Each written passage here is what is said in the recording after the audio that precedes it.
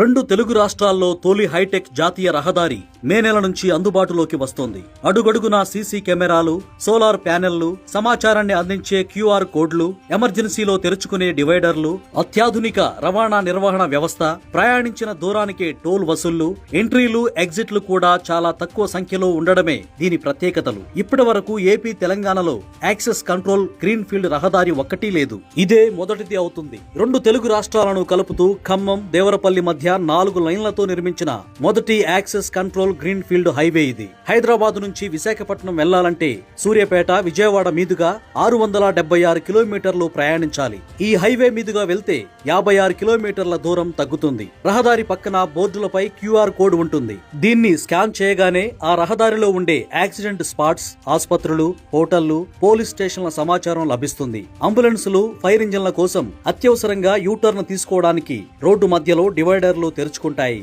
సాధారణ ప్రయాణికులు ఇవి వాడటానికి వీలుండదు. ఏదైనా ప్రమాదం జరిగి ట్రాఫిక్ నిలిచిపోతే వాహనాలను మళ్లించేందుకు వీటిని ఉపయోగిస్తారు. సెన్సార్లు, కెమెరాలు, ఇంటర్నెట్ ద్వారా ట్రాఫిక్ ను కంట్రోల్ చేస్తారు. మితిమీరిన వేగంతో వెళ్లే వాహనాలను గుర్తించి ఆటోమేటిక్ గా ఈ చలాన్లు విధిస్తాయి. కొత్త రహదారిపై ప్రతి 2 కిలోమీటర్లకు ఒక సీసీ కెమెరాను ఏర్పాటు చేశారు. ఇది 360 డిగ్రీల కోణంలో పనిచేస్తుంది. రోడ్డుకు 2 వైపులా కిలోమీటర్ దూరం దృశ్యాలను రికార్డు చేస్తుంది. రహదారిపై సోలార్ తో వెలిగే దీపాలను ఏర్పాటు చేశారు.